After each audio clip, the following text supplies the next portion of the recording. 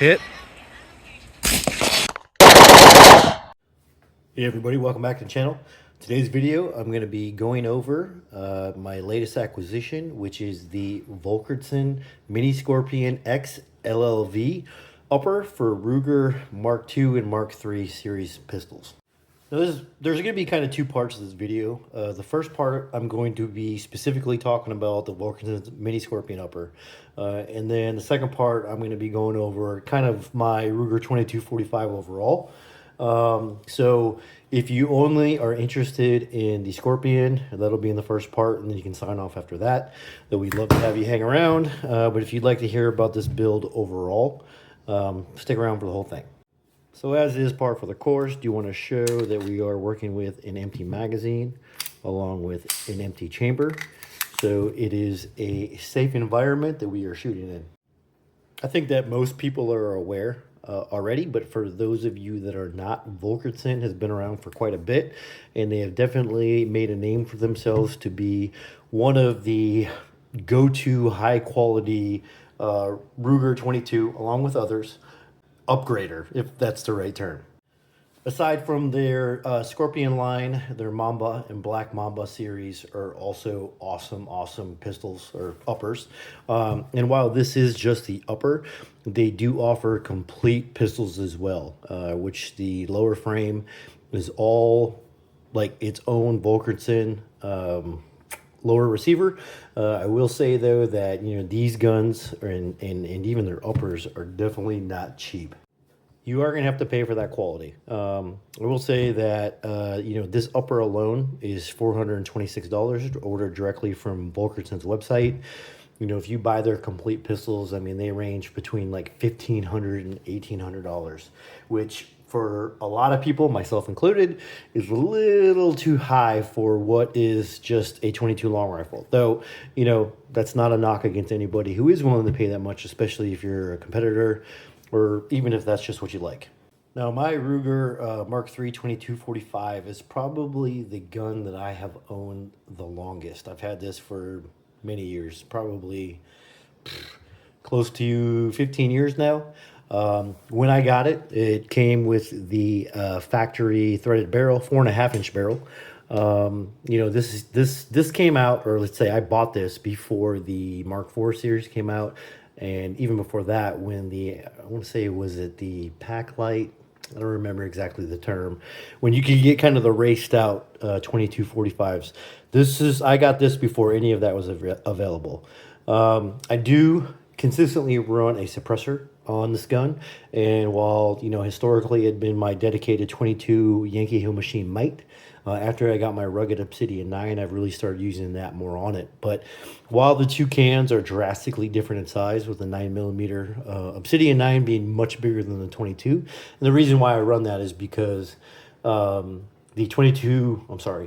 Might 22 has horrible first round pop.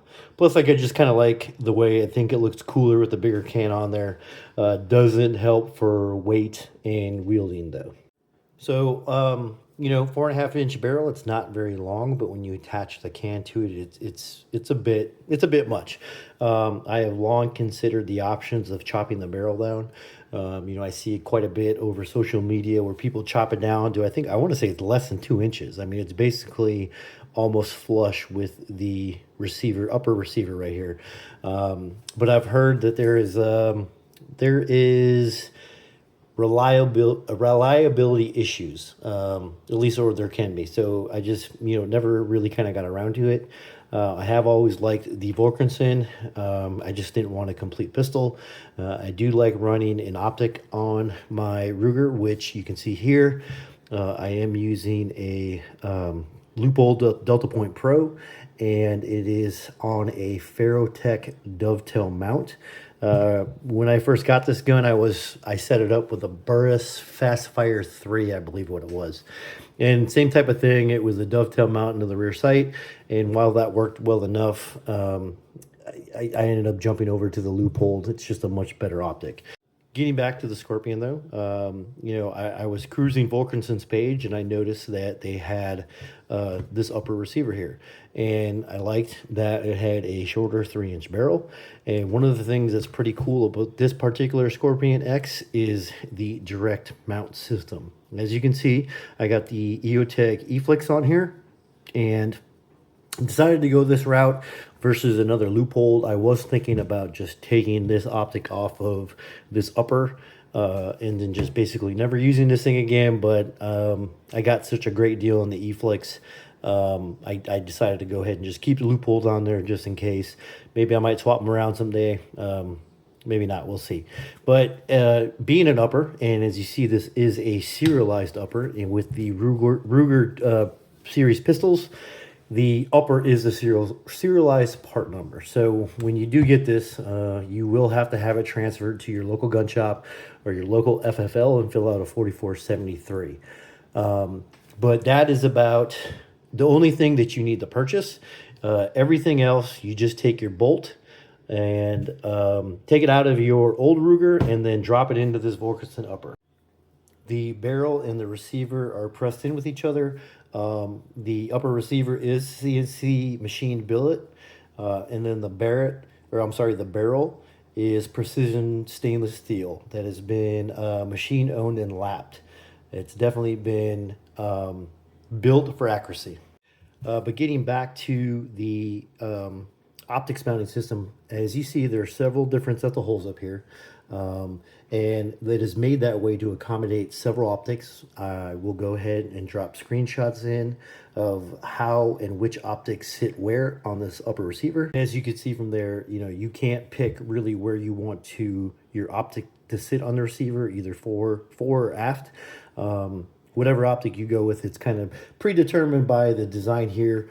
And honestly, I would prefer if the eFlix used the set of holes back here, but unfortunately that's only going to be used for the RMR type patterns, along with a couple other, maybe like the Burst Fast Fire, Vortex Viper. But it is what it is. It's not a detriment at all. And as you can see by comparison, this slide does sit a little bit taller than the OEM mount on here. Not an issue. I think by itself sitting like this, it does look maybe a little bit goofy, maybe just so much because I'm used to seeing this upper on there. But in this case, not really worried about aesthetics. Just wanted something a little bit cooler looking, maybe even a little bit more accurate. But, in all honesty, the OEM upper is probably more accurate than I am. But as you can see, it also has a threaded barrel. You can use their comps on there, or you can attach a can. So for me, it was going to be attaching a can. And as you can see here, here is my Yankee Hill Machine Mite. This is basically how it looks with a dedicated 22 caliber size can. Not horrible, but not my favorite. And here it is with my rugged Obsidian 9. This is my preferred setup. Definitely looks cooler and also sounds a lot better. Not having that first round pop. Eventually I probably will send this thing out to Echo Machine to be record to get rid of some of that first round pop, as the design is a monocore, and according to what Echo told me, this type of baffle design is more susceptible to first round pop. And just to kind of go back onto the optics mounting system, this slide and this setup does not have any recoil lugs whatsoever, which I know, typically, at least for me, I want to see those recoil lugs, but 22 long rifle, I mean, come on, face it, there's really not much recoil at all. And on top of that, the slide doesn't reciprocate, only the bolt does. So didn't find that to be a detriment, and I would like to believe that with Volquartsen and all of their experience and knowledge when it comes to 22 long rifle, if they felt the need that there needed to be recoil lugs, that they would have added them to it. Another thing I'll say is that, when typically, and I don't know if it's just mine or everybody else's, but when you go to install and put on an OEM Ruger upper, it has this little locking block on here, and when you push it on, it kind of dovetails in there, and you need to take a hammer, a rubber mallet, and kind of beat it on a little bit in order to get the pin through. And then when you get it apart, you got to beat it to get it off. I did notice like right off the bat that when I put this on, it just like falls on there, and there's a little bit of wiggle room to it. But then once you put in the main pin back here, all of that wiggle goes away, and it does not move whatsoever. Took it out to the range today. Picked it up about a week ago, but only got a chance to take it out this past weekend, and no issues whatsoever. Didn't have any malfunctions, didn't have any kind of jams, issues, anything like that. Definitely was a very, very fun time with it at the range today. I do like it a lot. Let me go ahead and drop some of that video in.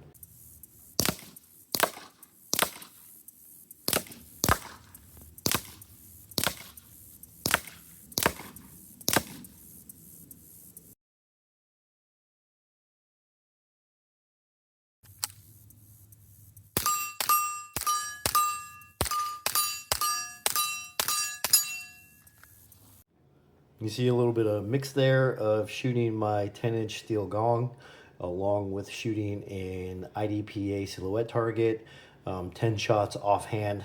Admittedly, I am not the best shot in the world, but you see, kept them all in the 10 ring there, so I'm happy with that. So that concludes my little wrap up of the Scorpion Volquartsen Scorpion Upper. Hopefully it'll be helpful to any of you, anybody who's out there considering getting one of these. I do highly encourage it. No issues whatsoever. Definitely a fun little package. I think the only thing that's really keeps people from getting these is the cost. They are a little bit cost prohibitive. Again, at $426, that is more money than what I paid for this whole entire pistol with the upper, at least back when I bought it 15 years ago. So if that's the only thing you were interested in, go ahead and sign off. Though I would love for you to stick around and hear what else I have done to this pistol over the years. All right, first things first, I'm going to talk about the EOTech eFlix. Decision on why I decided to go this route. So, as I mentioned, I got the Leupold Delta Point Pro. I do really like this optic, really, really wide field of view. The only downside about it is that they're not considered to be the most durable.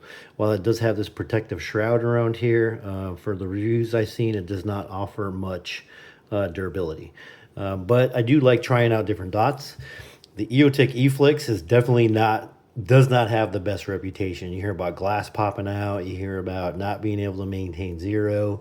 When I was trying to figure out which optic I want to go through for the Volquartsen Scorpion, I first thought about getting another Leupold Delta Point, but I wanted to try something a little bit different. I have wanted to try these out, but I didn't want to put it on any of my other guns.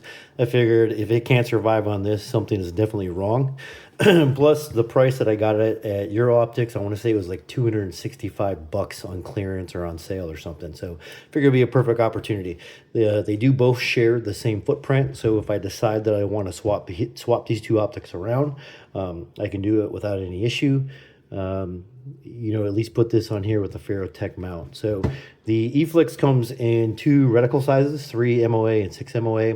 Typically for handguns, I like 6 MOA, but with what I anticipate I'll be using this for, maybe shooting small game or small targets, I figured the 3 MOA would be a little bit better. And as you can see here, if I can get the camera to focus on it, of course, on camera, the dot always seems a lot bigger, but what is nice about the EOTech is it does also have a very nice large field of view, and the dot on it is very crisp. See, in comparison, side by side, the Leupold has a much larger window on it, but again, wanting to go with something a little bit different, but still having the availability to swap them out is why I went with the EOTech. Took it out today, pretty simple, really easily zeroed. See, typically you got the windage adjustment on the right and the elevation on the top. I will note that this comes with a adjustment tool here. And when I'm looking at my RMRs, I can typically take like a dime and use that to adjust the windage and elevation. Can't even begin to do that with the eFlex. So I would just say that this kind of makes me think of the Hollow Sun sight adjustment tool. Make sure that you don't lose this thing. Now, obviously, as you can see, it's basically just a flathead screwdriver. If you did end up losing it, You could easily just get a little mini screwdriver for it, but just make sure that you have something, this tool or a mini screwdriver, when you go out to zero yours, if you want to make adjustments on it, because you will not be able to use something like a dime. Like, again, I'm typically used to doing on RMRs and SROs. But overall, as I shoot this more and more, I will continue to monitor and potentially touch base and follow up with how it's performing. Moving on with the rest of the gun. So, as I mentioned, I had this gun longer than any other gun, and slowly but surely over time, I have upgraded it with many of the Volquartsen parts. First and foremost, with any 22 rimfire, I feel the extractor is always the weak point. 22 semi-autos are finicky as they are, and 22 long rifles also very dirty, so they get clogged up pretty quickly. One of the must-haves of getting in the very first thing on any 22 semi-auto I get is a aftermarket extractor. Now, there are a couple different companies that make it other than Volquartsen. I know that Tandem Cross is one of them, and off the top of my head, I can't remember any of the others. But if you get one, you definitely want to make sure that you get the extractor. The outside of that, the trigger, as you can tell, have a trigger in here. The sear is another thing that you're going to want to upgrade. The trigger pull on this thing is absolutely ridiculous. It breaks at about 1.5 pounds. There is some adjustability to it where you can set the stop, as you see that set screw there. You get it to the point where it will, when it breaks, it doesn't come any further than past the point that you want it to break. Once you get that set, or I should say you should set it with a little bit of Loctite so the thing doesn't back in or back out on you under recoil. It does also have a little bit of an improved feel to the trigger shoe. And that really is a big responsibility, or a big reason why the trigger pull is so light, is because of that sear. So if you're going to upgrade, definitely say extractors a must have. The sear is the next. The sear also helps you get rid of that trigger safety on it, which definitely, it started with the Mark IIIs, and it definitely adds some grit and some weight to the trigger pull. So outside of that, I do also have the Volquartsen extended magazine release. I do have the Volquartsen slide release. Also do, that comes with the release for it, so you can slingshot it. Typically with these, at least the Mark IIIs, once you load a fresh mag in there, when the slide is open, you can't just slingshot it shut. Just like you see there, it will not do that. You have to manually hit the slide release. I don't know why they designed it like that. The only other things that I don't have in this is I do not have the safety, and I didn't upgrade that because I'm a left-handed person and I don't ever use the safety. And then also on the sorry, wrong side. When I'm using this, the loaded chamber indicator, people say that can add some extra weight and reliability issues. I could never get this out for the life of me, so I never bought the deletion kit for it. Obviously, on the Volquartsen Scorpion, that is not an issue whatsoever. Now, I've had a couple different grips on here. Originally, when I first got it, I had fake ivory white or pearl white ones. I've tried the ones with the finger grooves on it. I can't for the life of me remember who it was that made those, and currently running these ones here, which also I can't remember who makes them, but I do definitely like the grip texture. It's got like that honeycomb on there, plus I wanted to add a little bit of OGG flavor to this gun. But overall, that's really about it. These guns here, the Ruger series, whether it be the 2245 or the Target models, definitely legendary guns, lots and lots of fun, super duper accurate. It's a great gun to have beginners learn on. I think the only thing that I don't like about it, so if you've made it this far, you sat through the whole review of the Volquartsen along with the upgrades that I've done on my 2245. Definitely appreciate you guys staying around and checking it out. Hopefully it answers some questions for any of you who are out there thinking about doing any of these things or looking to improve your Ruger 2245 pistol. But that's it. That's all I got for now. Appreciate you watching. Please like, subscribe, share the video as much as you like, as it really helps the channel out. And we'll see you in the next one.